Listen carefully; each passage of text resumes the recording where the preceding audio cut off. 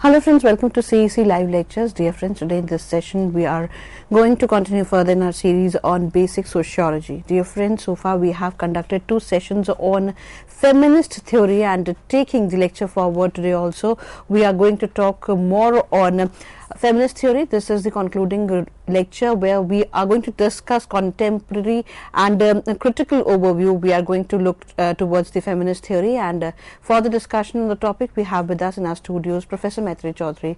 Professor Maitri Chaudhary is a renowned professor of sociology, and she is currently teaching in Center for Study of Social Systems, JNU. So dear friends, if you have any kind of questions regarding the feminist theory, then you can contact us and call us through our toll-free number. Our toll-free number is 1-800-110-430. I repeat, our number is 1-800-110-430. All dear friends are requested to call in the last 10 minutes of the lecture so that first you could understand more about feminist theory. Now I would like to welcome our guest, Professor Maitri Chaudhary, once again. Hello, thank you very much. As you've been already told, we are going to discuss feminist theory, and I'm going to take an overview because we've had 2 more lectures on this theme. So I would be doing a kind of to and fro and emphasizing the orientation or perspective with which I am looking at.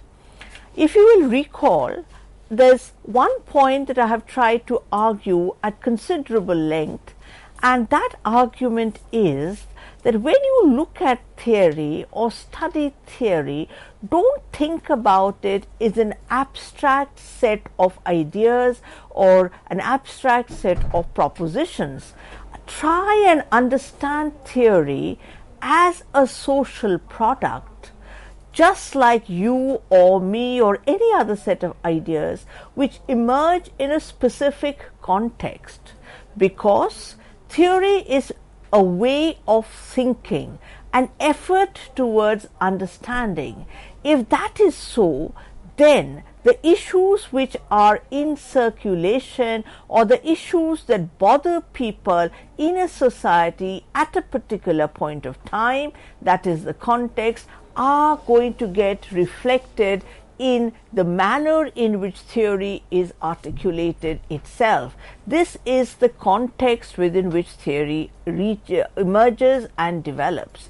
The other point is that theories have a long intellectual legacy, meaning issues which may have been articulated in 17th century may get re-articulated but in a new fashion with new additions and queries in the 18th and even further in the 19th, and perhaps as a late or as contemporary as 2018, the point that we are located. So you have to, whenever you look at theory in general and feminist theory in particular, keep these 2 points in your mind. The fact that theories are socially rooted, emerge and develop in society, travel and affect others in other societies. Number 2, the fact that theories rests on older theories, that is, older efforts to understand and analyze society.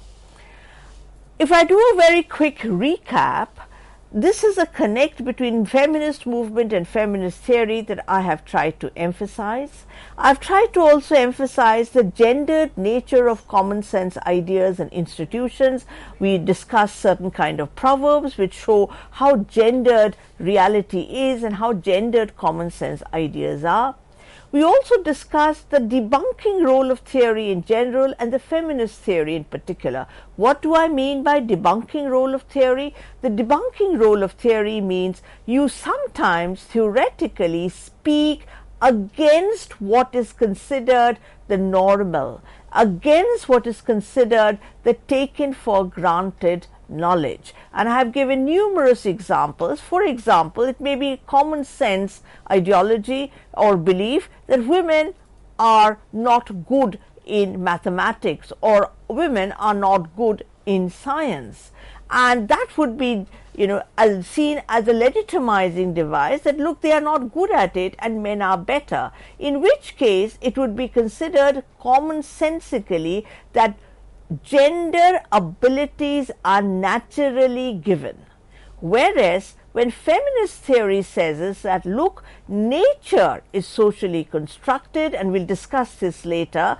This is what we mean by debunking or destabilizing or critiquing or questioning.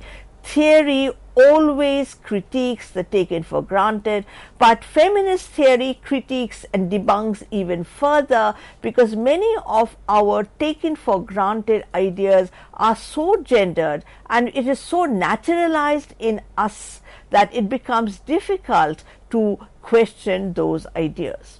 We also had very quickly, going back in our earlier discussions, discussed liberal feminism, material feminism, radical feminism. If you go back to the earlier lectures, we have discussed each of these terms. But the point that I want to sum up and recap today is, don't look at them as textbook definitions which are there in your books or they are present in our lectures. They are present in our lives. The point that liberal feminism is enshrined in our constitution, the Indian constitution, which recognizes men and women to be equal. It is there in our recognition in our everyday lives that, look, gender relations and gender identities have certain material roots in the political economy within which we are located. Simply put, that the wealthier people, people who have better access to resources, are differentially located in society, and women who are at the bottom, so to say, marginalized, may face the patriarchy of their families as well as the patriarchy of the dominant political economic structure, the labor market, state policies, etc. We must, whenever we see the term radical feminism, also ask that, okay, it emerged in the West in a particular fashion. Many of that Western radical feminism may be present in our lives today, but maybe we can also relook at Indian feminism in the past, in the 19th century, in the early 20th century, and ask, were those feminists radical? How do we look at them? So remember the point that I'm trying to argue time and again. See these terminologies not as fixed and frozen entities captured dead in your books or lectures, but live entities. The point that I'd argued earlier in my lectures, that theory has consequences. They are not just there, something to be studied and something that you write as answers in your questions. We are also interested in exploring the interconnections between these different kinds of feminism. So the point is that they are not discrete, separate, disconnected. That even when I look at my own ideas, or maybe when you look at ideas of people or policies, you may find a mix of material feminism, liberal feminism, and perhaps even radical feminism in the contemporary period, maybe Dalit feminism, maybe other kinds of feminism. So they very often in real life do not exist as discrete, separate entities, but are played out in our everyday life. We also refer to the fact of the complicated relationship between the West and us, and the fact that our feminism, as it developed in the modern period, was often inextricably linked with anti-colonialism. So the early period, very often women were both nationalists, anti-colonial activists, as well as feminists. Movements threw up new questions. Feminist movements likewise threw up new questions. In India, we witnessed fresh questionings from the 19th century. Some of these questions disappeared from our consciousness until prodded by new feminist assertions from the 1970s in India. What is the point that I'm trying to convey to you through this slide? There's one point that there is a very, very close relationship between movements and theorizing, academic theorizing. So in the period that in the 19th century, when we had social reform movements, revivalist movements, rethinking on religion, questioning of colonial rule, questioning caste, questioning hierarchies in society, that led to new kinds of theorizing. However, because theory has been predominated by Western powers and Western institutions, very often our pasts, our ancestors, men and women, often asked new questions which we did not recognize or did not accord them the status of theorizing. We just accounted them as they asked these questions, or this is how they spelled their story, or these were their autobiographies. But we did not see the theory that they were trying to articulate. It is only now, in more recent times, that we have started asking these questions again and asking that did our ancestors also theorize? Did India have a feminism? And this is something that I have alluded to in earlier lectures, including a reference to my own writing, Feminism in India, which would argue that they may not have spoken in the language that I am speaking to you of liberal or material or radical feminism. But the point is that the issues and the manner in which they were articulating did have very similar similarities with contemporary feminism. In the 1970s, when you had what is called the second phase of women's movement, this issue was re-articulated and we started looking back and rediscovering. This got accelerated even more from the 1990s, the point I'll come to a little later. Now I want to sort of focus on those very early Indian women's voices to render silent any kind of idea that feminism is something which is a Western import and therefore bears no relevance in our society.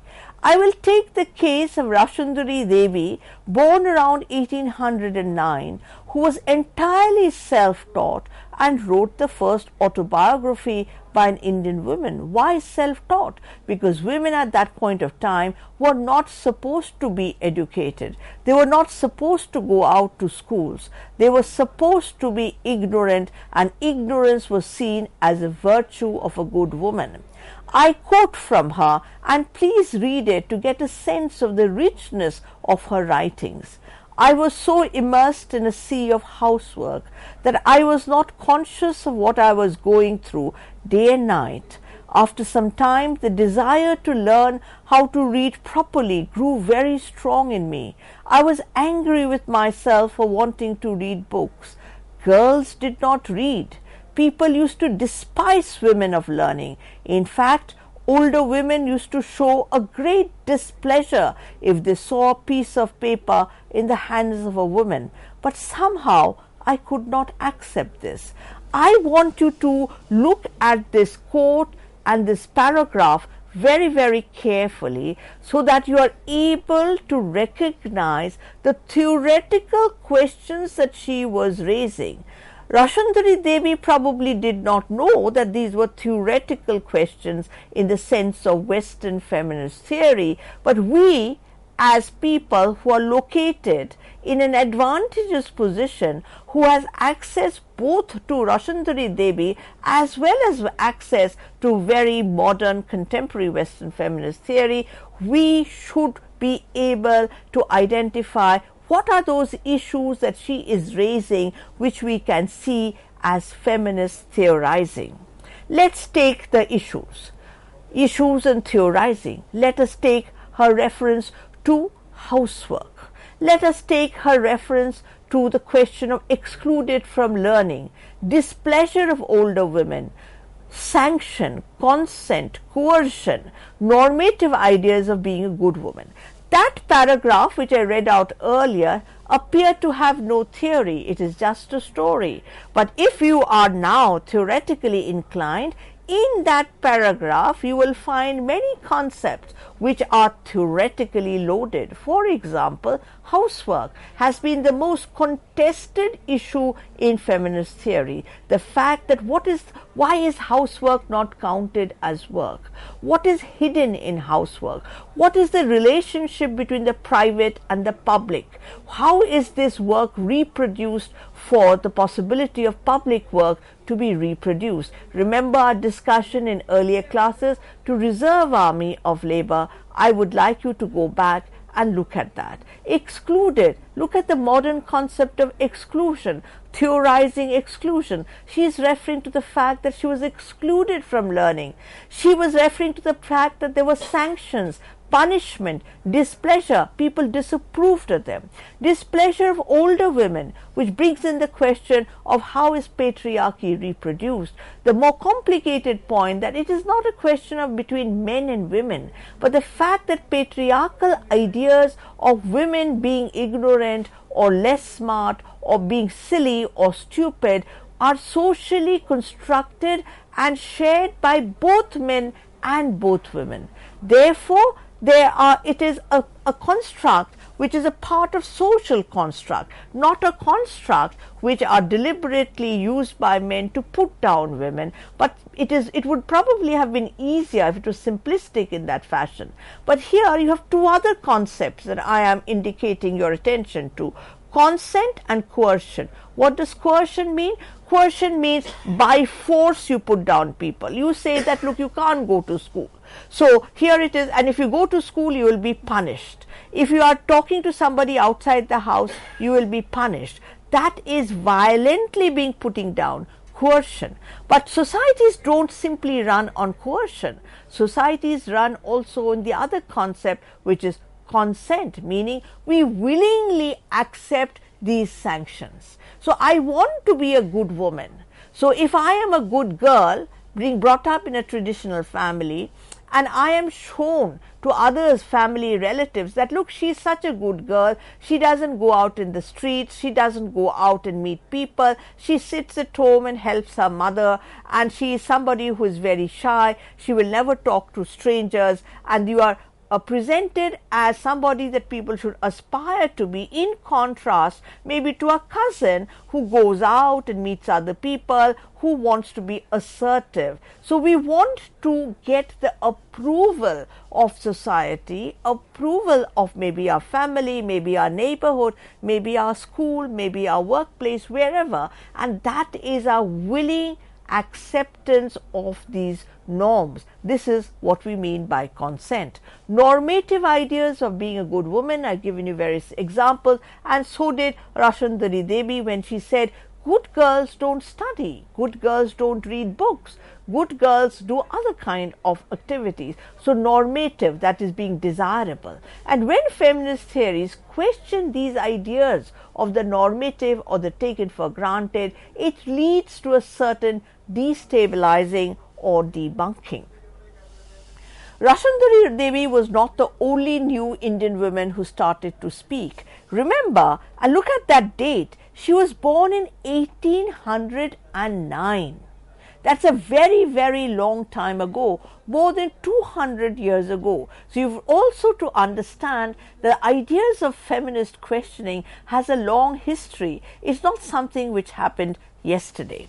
Other Indian women also began to speak in the 1880s, questioning elements of their subordination. They found a voice in writing about their lives and the condition of women. 1881, remember Vasundhari Rai was in Bengal, and now we are talking about Maharashtra, a very different geography. 1881, Vijay Lakshmi, a young Brahmin child widow, was sentenced to death for killing her illegitimate child. And Tarabai Shinde, a young woman, responded with a harsh critique of what she calls the Brahminical patriarchy in her extraordinarily interesting book, Stri Purush Tulana, a comparison between men and women. Now here too, I go back to the categories or the concepts being used. Why a Brahmin child widow? Why is that important? It's important because in the social society, in the structure of social stratification or caste, it was the so-called upper caste women who were not allowed to remarry.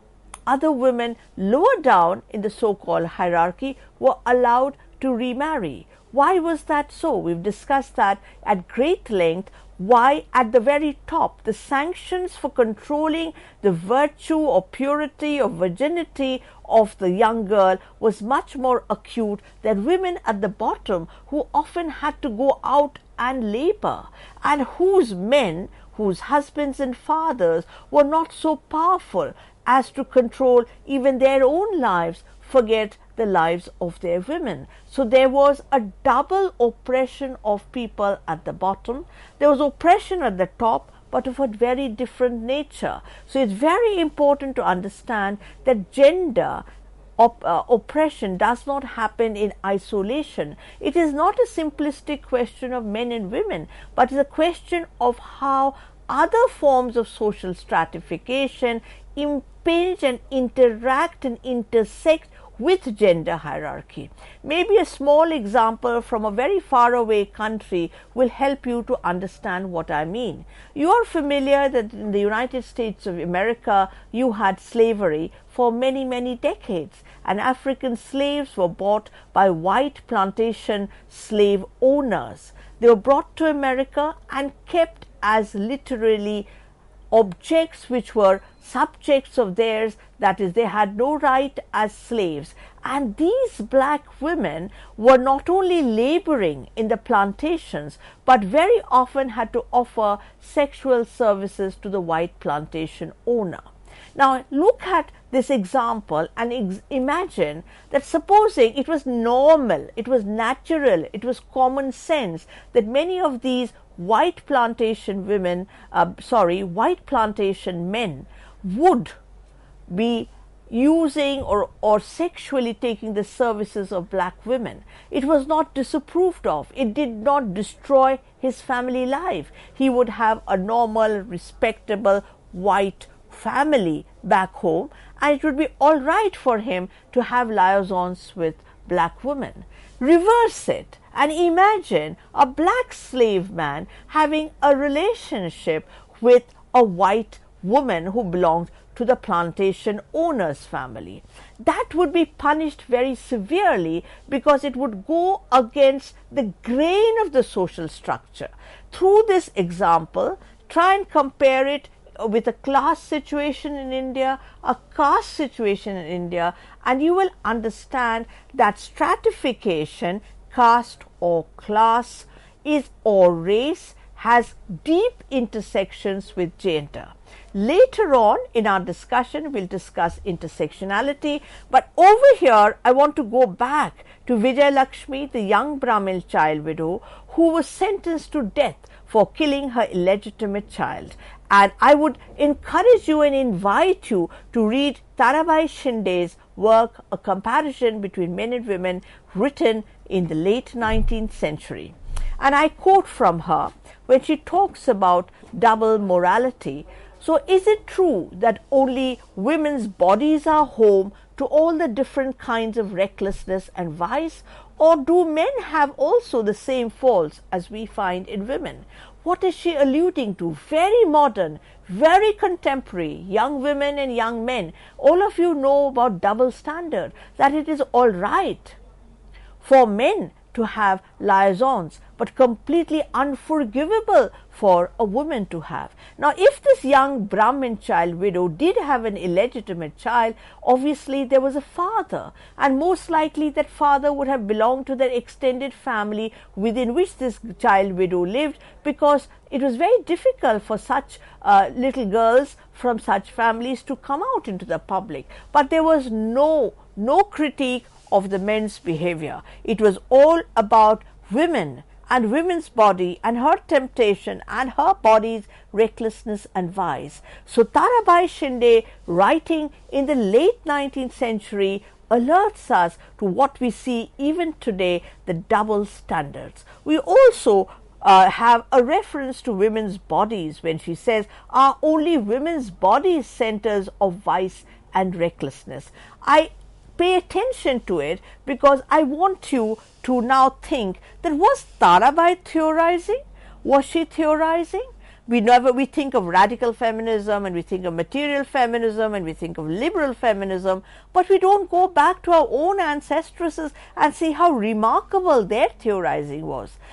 She theorized widowhood, she theorized legitimacy, she theorized double morality, she theorized the manner in which we look at a woman's body so differently from the way we look at a male body. We looked at the relationship between caste and gender, and we looked at the question of double standard. So it will be very interesting for you to go back to each of these categories and rediscover theory, so to say, to recognize theory, not learn only what theory means, but actually see that even in our own experience or in empirical accounts or in the writings of our ancestresses, we are able to see very contemporary theory. Let us look at the question of the body, which Tarabai Shinde looks at, and then compare it to contemporary feminist theory. For much of the history of Western philosophy, the body has been conceptualized as simply a biological object, part of biological nature, which our rational faculties set us apart from, as well as an instrument to be directed and a possible social source of disruption to be controlled. See how this language is so very different. This language is from Western philosophical contemporary accounts, and look at Tarabai Shinde's little text, but what they're talking to is simple, very, very simple, very, very similar. Because when Tarabai Shinde say that is the only the woman's body a site of recklessness and not the man's body, that is, the woman's body is being seen as something which is intrinsically destructive, instinctively tempting, meant to disrupt men's. You have so many stories of our ancient sages who are probably in meditation, and then you have a woman who comes and disrupts and tempts him and breaks his meditation or tapasya. Now here you have this idea of a woman being a disruptive because of her body. Now, is the biological nature something which is there given? In Western philosophy, they say that we are not able as women to think rationally. We are temperamentally, we get into fits, we scream and shout. In older ways, we say that women in the West, you are witches. In our parts too, very often women in rural parts even today are derided as witches, that is, people who are irrational. Women are prone to fits, women cannot think and systematize, they have to be controlled by others. Now, so here I am drawing your attention to very, very carefully to the fact that, look, theorizing of the body may appear to you as something very, very contemporary. Indeed it is, but it is also ancient, it's also old, and we have had earlier attempts to theorize the body. I'll come back to this question of biology, about nature and social little later in the next section, which we'll meet shortly after. Thank you. With this note, thank you, ma'am. Thank you so very much for giving us this session on feminist theory. Dear friends, you're requested to be with us as we are back after a short break. Thank you.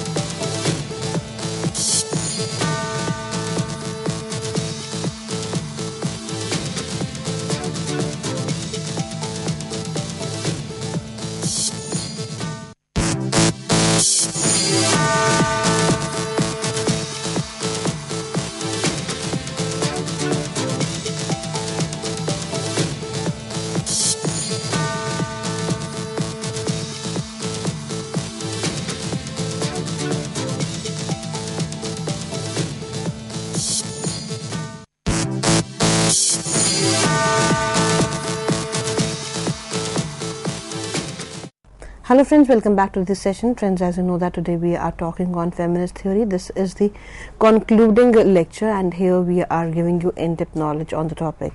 Friends, for the discussion on the topic, we have with us in our studios Professor Maitri Chaudhary. Professor Maitri Chaudhary is from Center for Study of Social Systems, JNU, and through her we always get in-depth knowledge on various topics, various issues of sociology.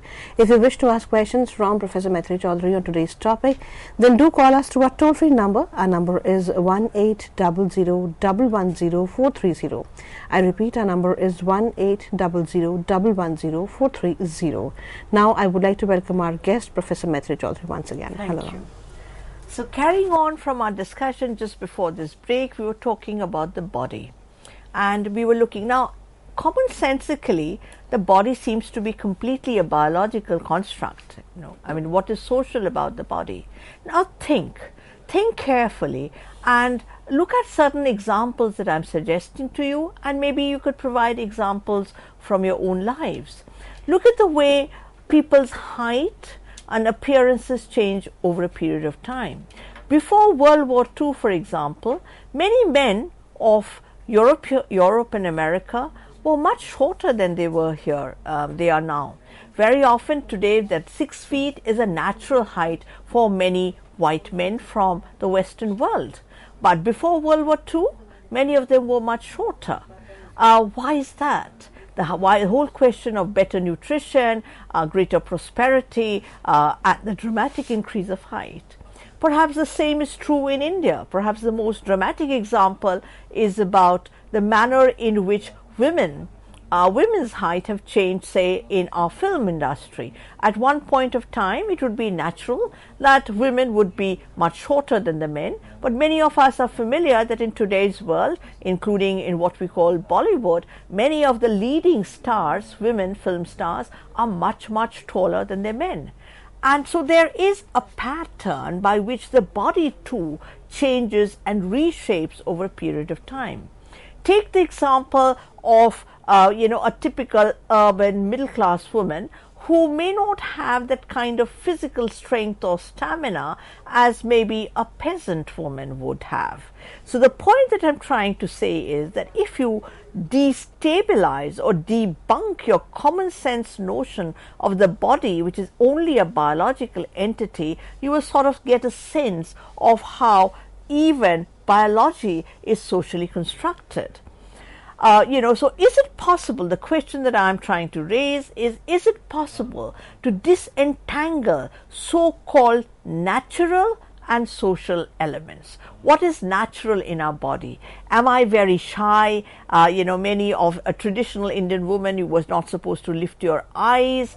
You were so burdened with your own shyness that it would be difficult for you to talk to an outsider or a stranger. You did not know how to express yourself, and that got reflected in the manner in which you walked, talked, spoke. The kind of question which Bourdieu, which we discussed in another class, talked about as the habitus.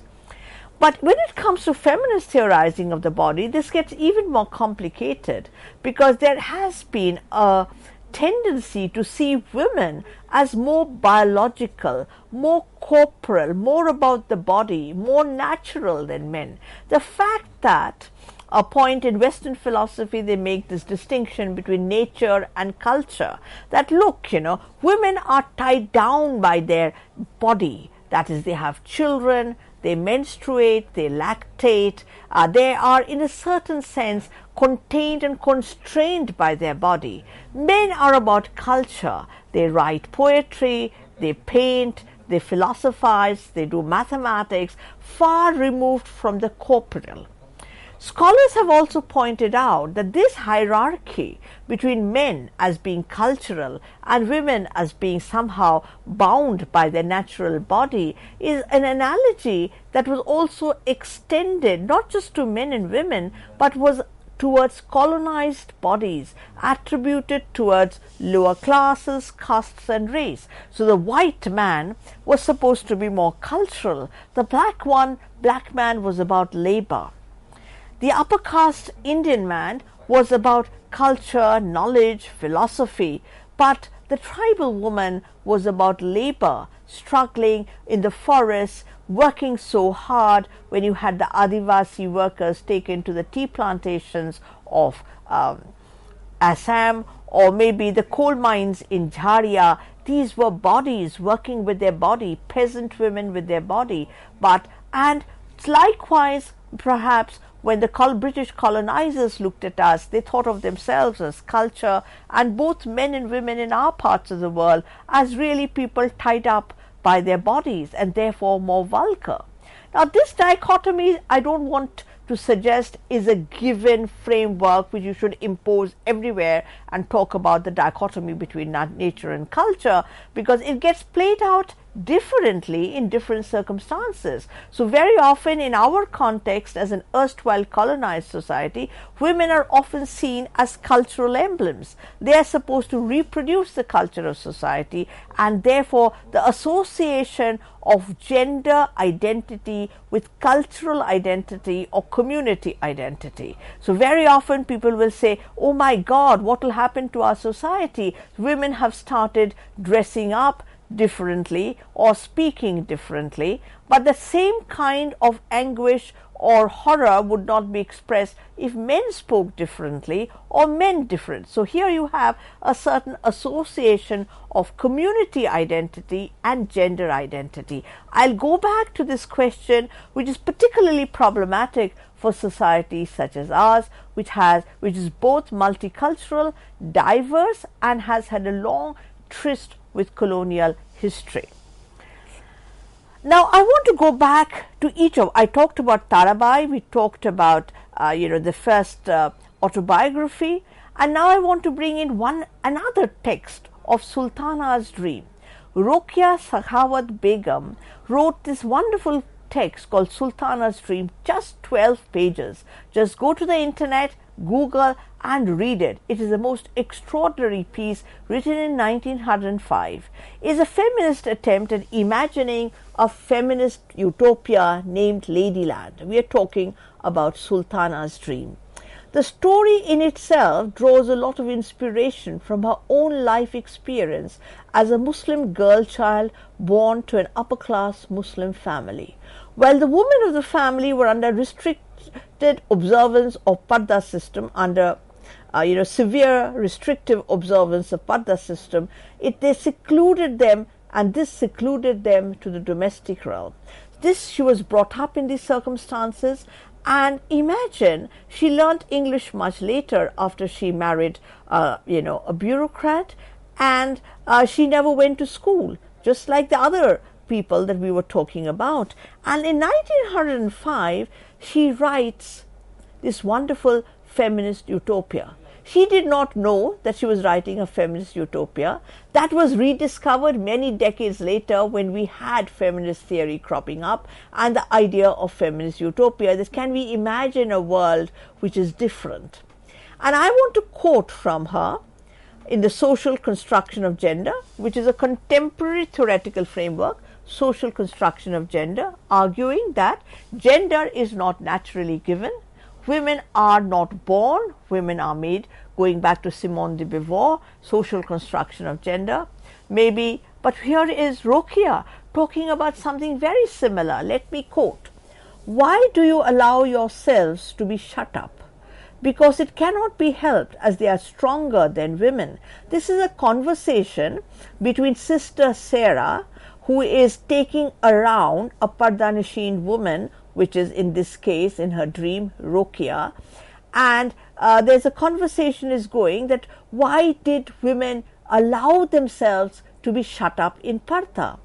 And Rokia, in the avatar of the person in Sultana's Dream, says, because it cannot be helped, because men are stronger than women. And the response is very, very interesting.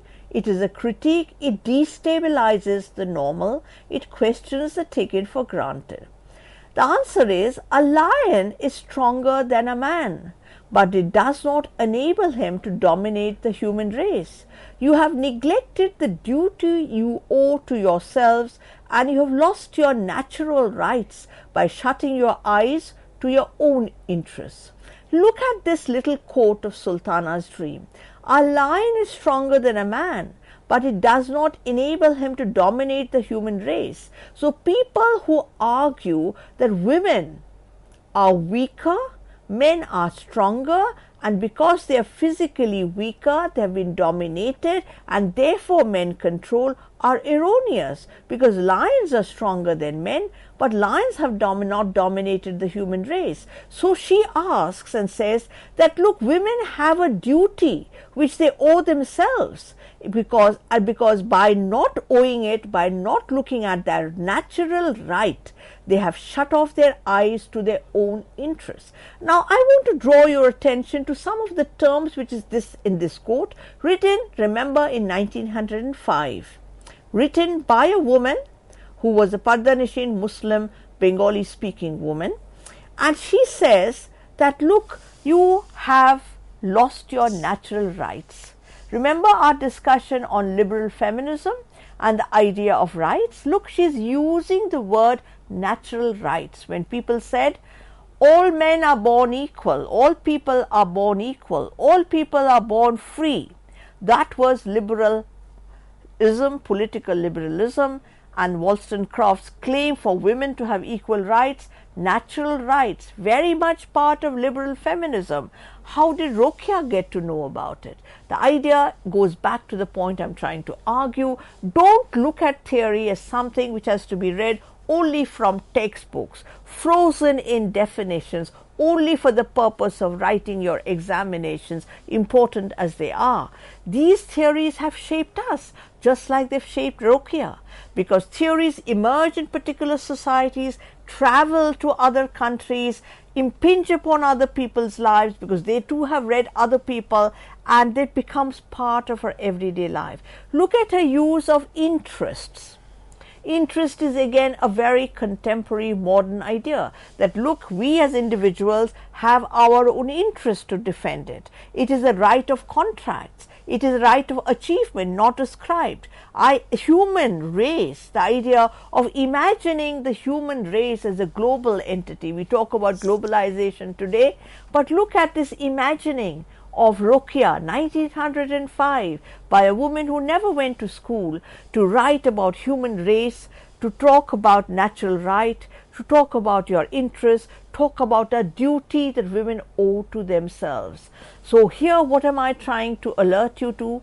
The fact that there is theory in whatever we are doing and reading. Theory is not something, when we say liberal feminism, that we only have to look at a textbook definition, but we have to look at how theory, remember in our last class, theory has consequences.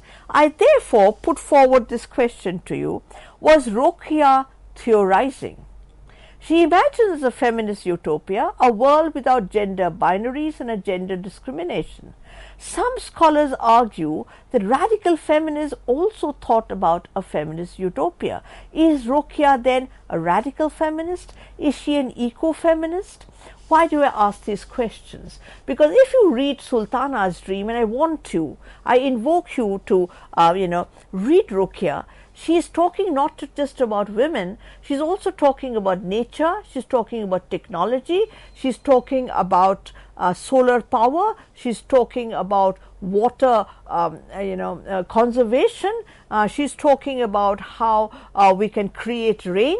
So she has been seen as somebody in contemporary West, when Rokia has been rediscovered, that is she an eco-feminist? And others have said, is she a radical feminist, because she's talking about a feminist utopia where men are in parda.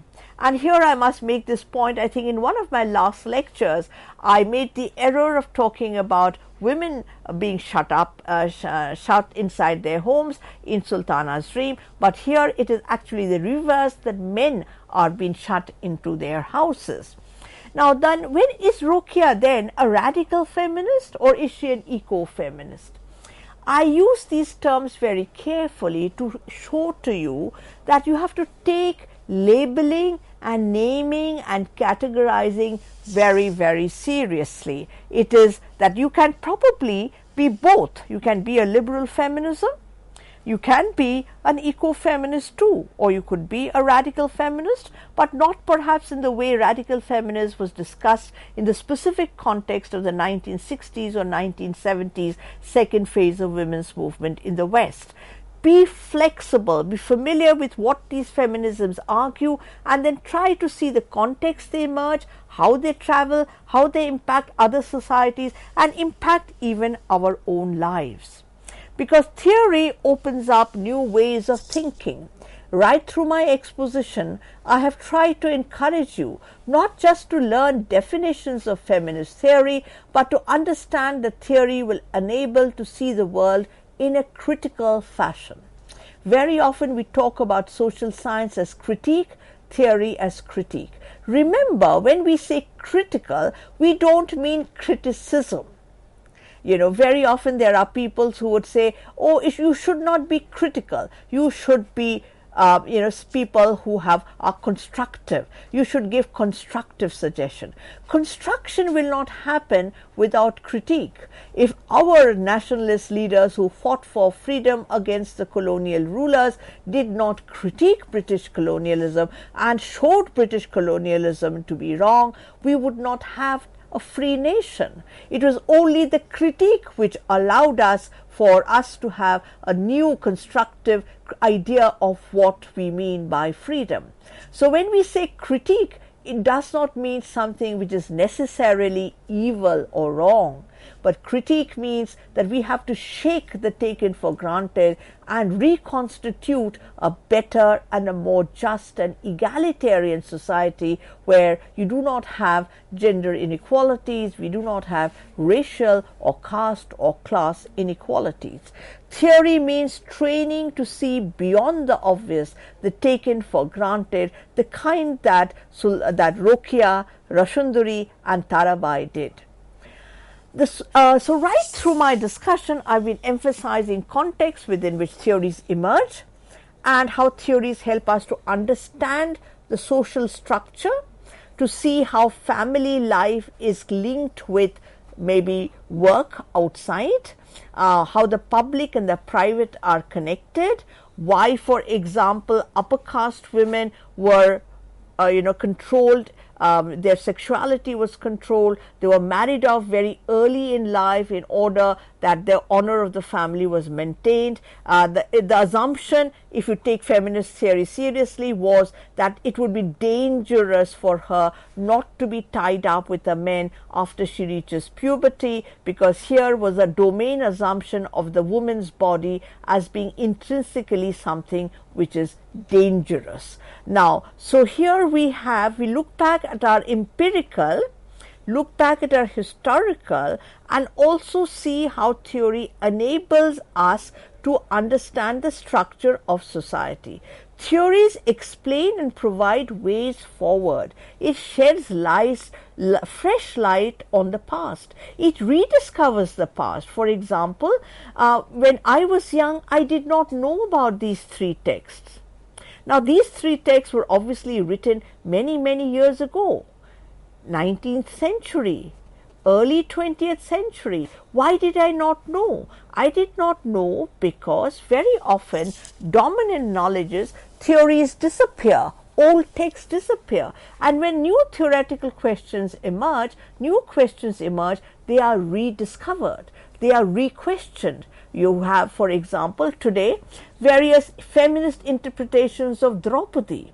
Now, Draupadi may not have known the word feminist, but the argument about the right of a woman comes out very clearly. You have ideas of questions of Shikandi and the ability that, look, you have a notion of transgender in our epics. So you have contemporary feminist theorizing, and in that process you have going back to the past and rediscovering, showing fresh light. I come to my final part of my discussion. We've been trying to show to you the to and fro, the different geographies and recognition of theory. But now I want to come to a second phase of the women's movement, which was roughly in the 60s in the West and the 70s in our part of the world, and show to you again that they were played out differently across the different geographies, differently in the United States of America, very differently in India, very differently maybe in the Delhi city in where I live.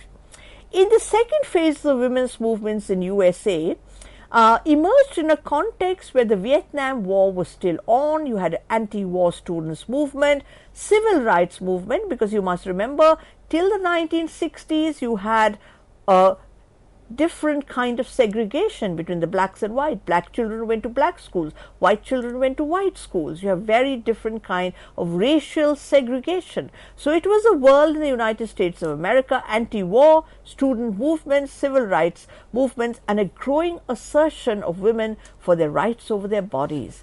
This was from the late 1960s to the 1980s. What were the issues they were raising? Campaign for Equal Right Amendment Act, and on the radical side, consciousness raising, liberation, call to claim your own body as your own, sexuality, reproductive rights were fought for in the second phase of the women's movement. The slogan, personal is political, started acquiring new kind of resonance during that period. That the personal and the family relations are not something which is completely frozen and separate from the public. When, for example, maybe a husband beats up his wife, he's angry with her because the tea that she served was not up to his taste, and people say don't interfere, that is a niji mamla or a personal front.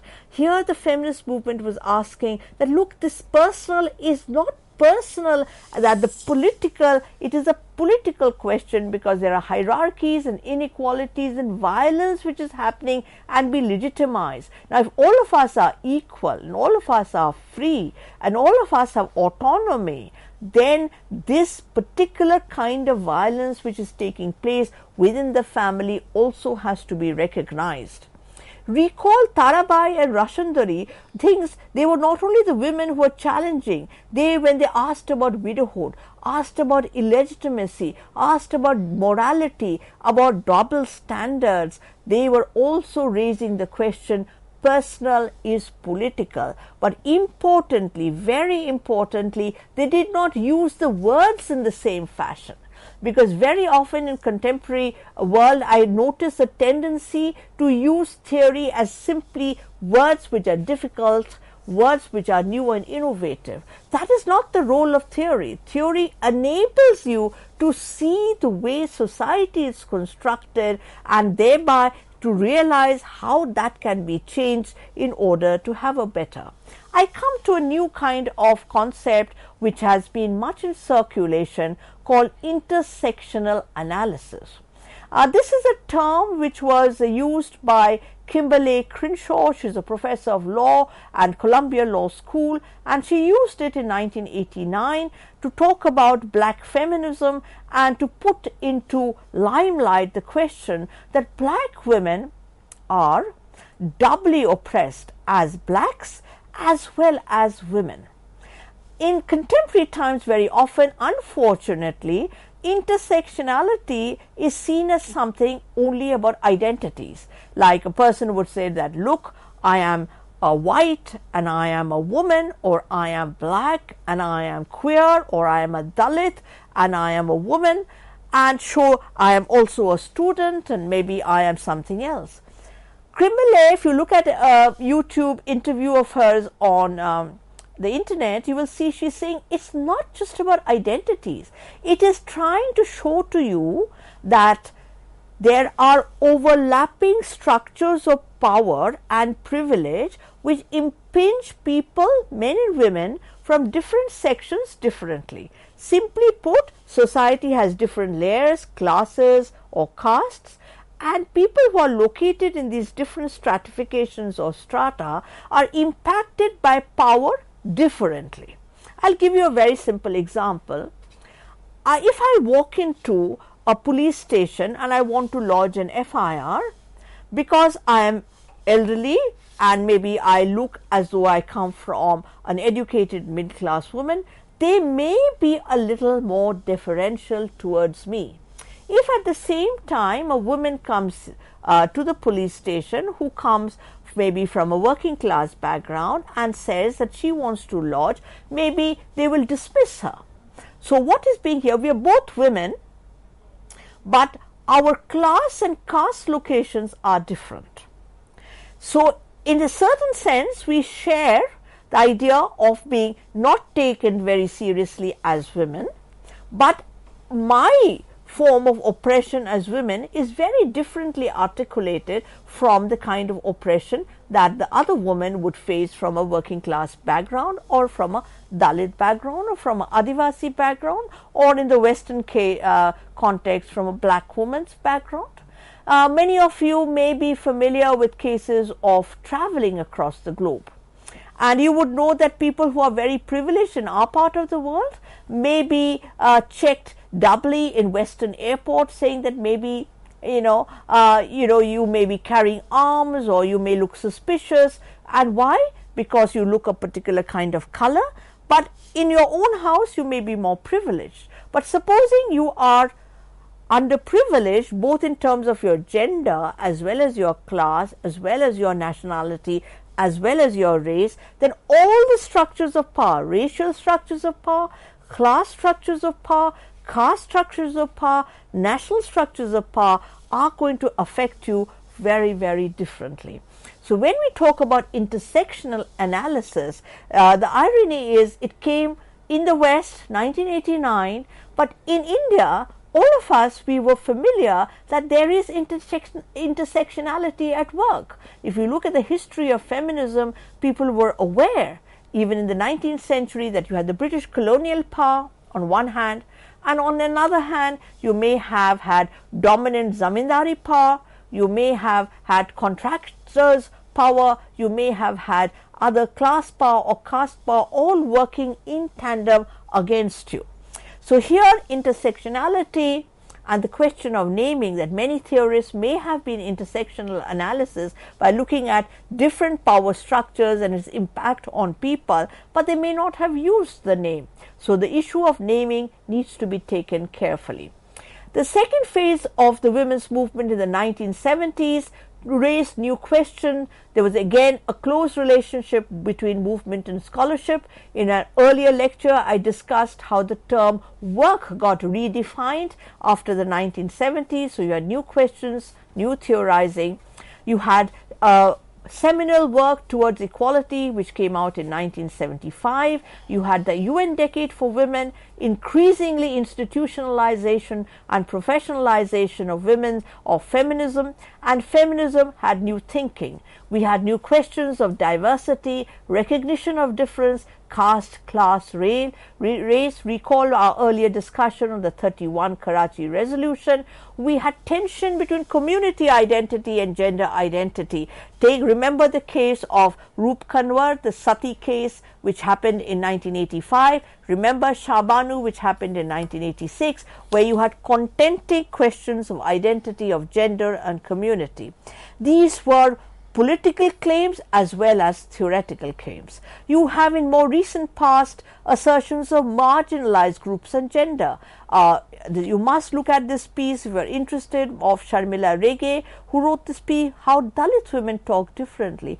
Her experiences are different. Recognize that difference. Questions of homogeneity or heterogeneity of the category of work. I want to sum up very, very quickly. We are already familiar with this question of context, theory, how theory travels, geographies of unequal world, heterogeneity, homogeneity, public and private, relationship between experience. Rokia had experience, but the experience led to theorizing. We've already discussed consent and coercion. Theory, therefore, has to be understood as something which opens our eyes and provides new lenses. Theory, therefore, is critical. Thank you. With this note, thank you, thank you so very much for giving us this session. Friends, if you wish to give your feedback for this lecture, then do write to us at info.cec@nic.in. Today we are taking your leave with the promise that we are going to meet again soon and would be discussing more in our series on basic sociology. Till then, take care. Goodbye. Thank you, ma'am. Thank you very much.